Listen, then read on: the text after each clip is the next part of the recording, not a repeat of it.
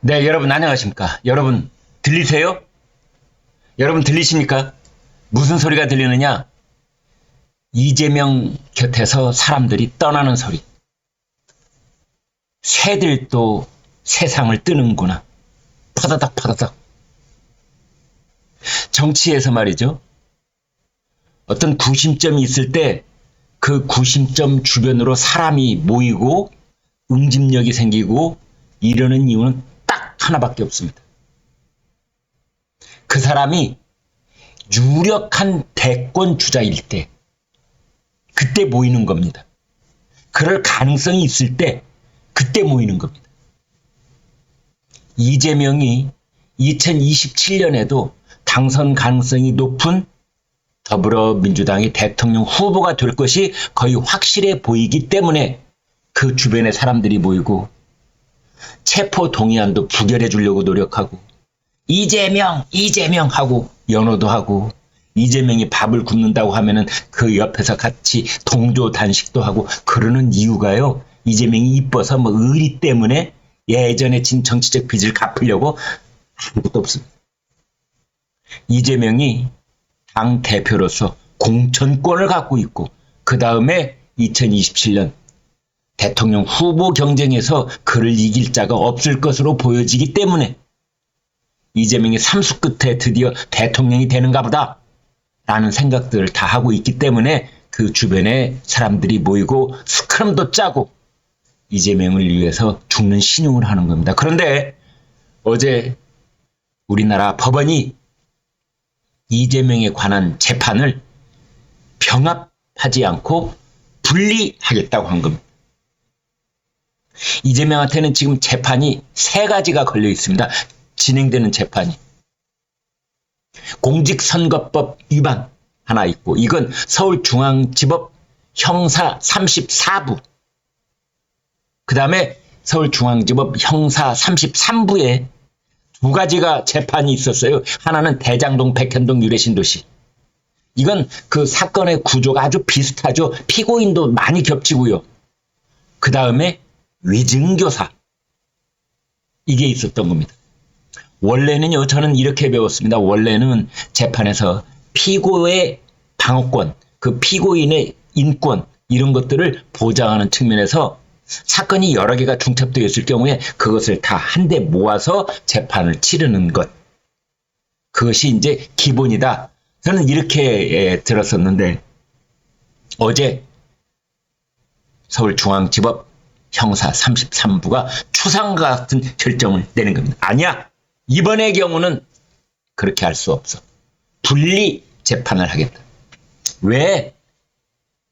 대장동, 백현동, 유래신도시 뭐 이런 것들은 성남FC 사건까지도 포함해서 이런 것들은 증인도 워낙 많고 그 다음에 사건 구조도 복잡하고 그래서 앞으로 재판이 1심 판결이 나오는 데만 시간이 얼마나 걸릴지 모르겠다 지금.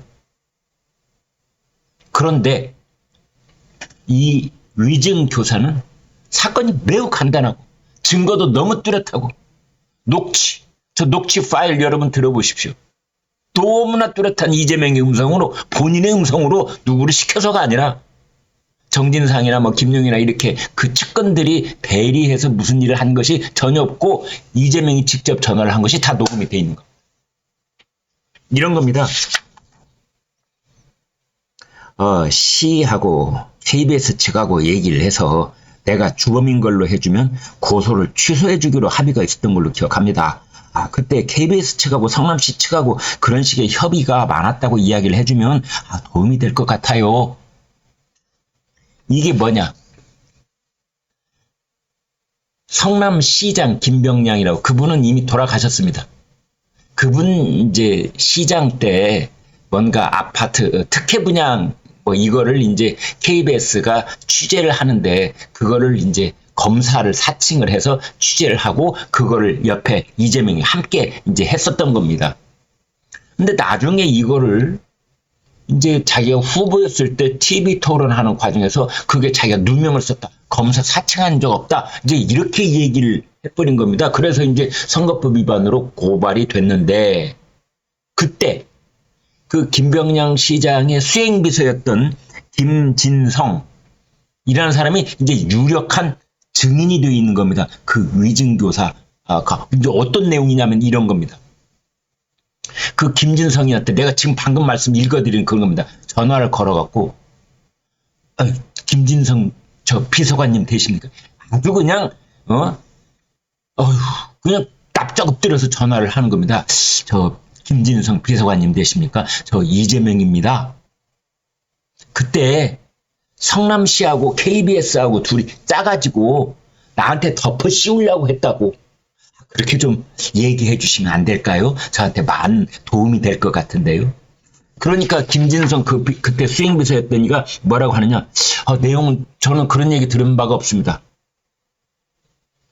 그러자 이재명이 다시 한번 부탁을 합니다. 그런 얘기가 떠도는 것을 이게 들었다는 정도로만 얘기를 해줘도 될 것 같아요.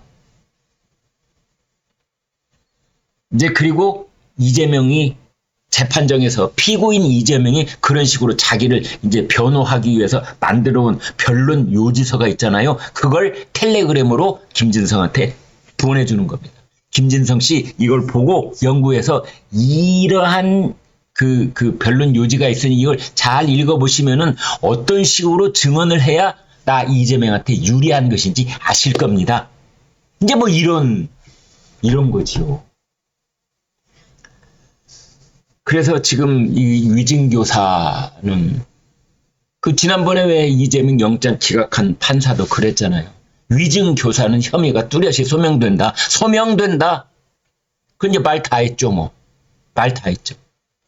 이제 그래서 문제는 뭐냐, 여러분? 이겁니다. 아마도 내년 4월 10일 이전에 이 위증교사 사건에 1심 판결이 나올 것이다. 1심 선고가 나올 것이다. 위증교사는요, 대표적인 사법방해입니다. 사법방해. 우리나라 형법에는 사법방해가 따로 규정되어 있지 않기 때문에 이제 가령 미국을 예로 우리가 많이 듭니다만 이 사법방해를 하게 되면 미국은 징역 30년까지 때릴 수 있는 겁니다.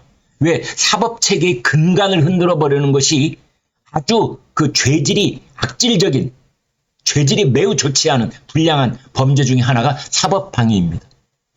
사법체계를 그 뿌리부터 흔들어 버리는 것이 증인들을 교사하는 것이기 때문에 그렇습니다.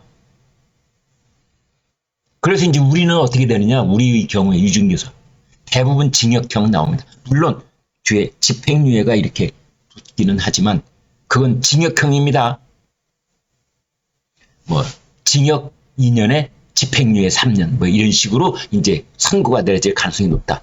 아니면 벌금이 몇백만 원, 500만 원, 300만 원, 100만 원 이상이면 당선 무효형이 되는 겁니다.